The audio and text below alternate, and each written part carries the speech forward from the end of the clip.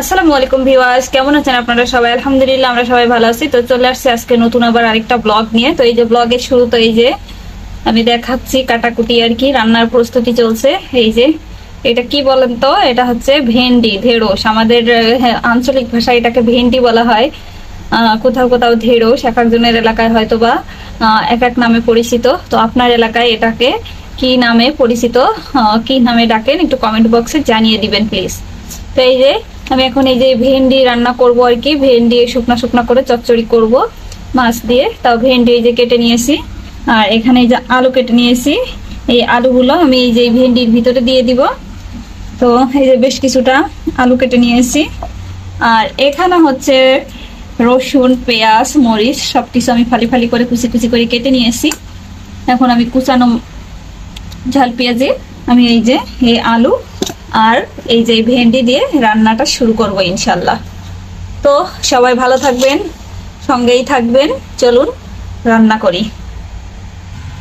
আমি হচ্ছে ভেন্ডিগুলো কাটার আগে থেকেই ধুয়ে নিয়েছিলাম, ধুয়ে তারপর কেটেছি। ভেন্ডি আমি সবসময় ভালো করে ধুয়ে তারপর কেটে নিই। আর এখন এই যে আলুটা ধুয়ে নিব।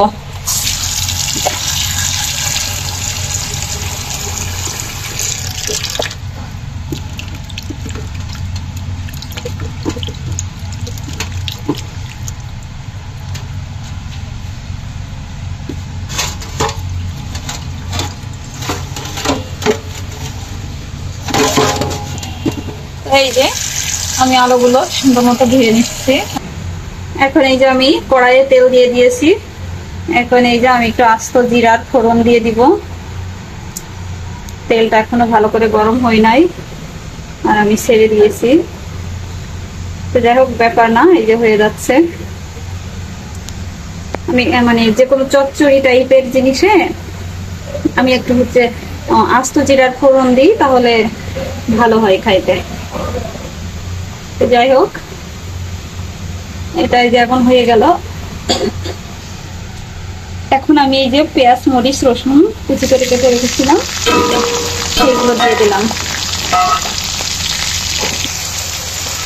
এখন এই যে লবণ আর হলুদ দিয়ে দিয়েছি, হালকা একটু নেড়ে ছেড়ে নিব। ব্যাস, এতটুকুই হয়ে যাবে। এখন এই যে আমি কেটে ধুয়ে রাখা ভেন্ডিগুলোকে দিয়ে দিব। সঙ্গে এই যে একই সাথে আলুগুলো কুচি করে কেটে রাখাগুলো দিয়ে দিব।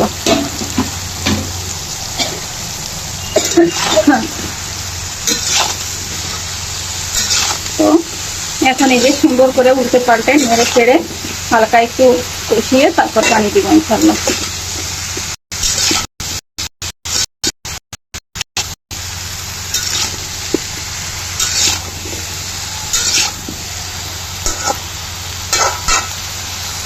ব্যাস, এটা এখানে হইতে থাক। আমরা চলুন যাই ফ্রিজ থেকে মাছ বের করে নিয়ে আসি এটার সাথে রান্না করার জন্য।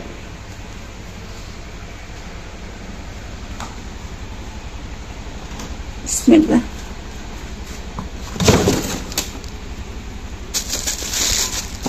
কি মাছ দেওয়া যায়, কি মাছ দেওয়া যায়? শক্ত হয়ে আছে একটার সাথে আরেকটা। এটা কি মাছ?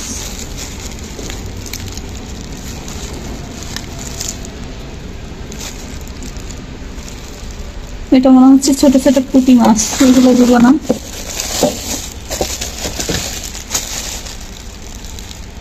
হ্যাঁ, এটার ভিতরে মনে হচ্ছে ওই যে পাকাল গোসি টাইপের ওই মাছ দেখা যায়।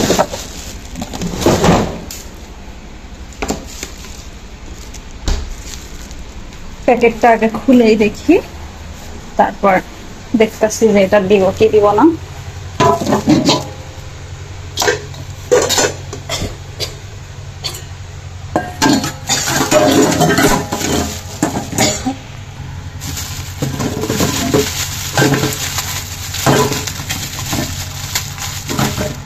এই যে আমি যেই মাছটাই ভেবেছিলাম, এটা মনে হচ্ছে সেই মাছই।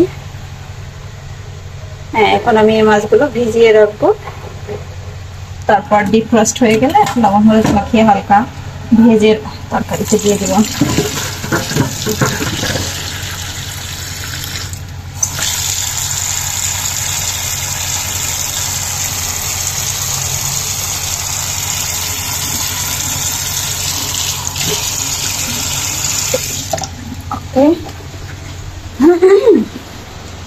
আজকে কাশি হচ্ছে সকাল থেকে, মনে হচ্ছে গলাটা ধরে আসছে।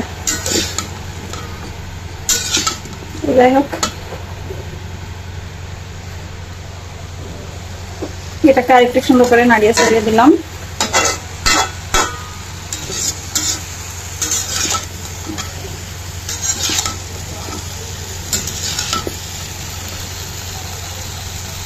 আর সামান্য একটু কষিয়ে তারপর আমি পানি দিয়ে দিব। ততক্ষণে আমি রাইস কুকারে চালটা বসিয়ে দিই।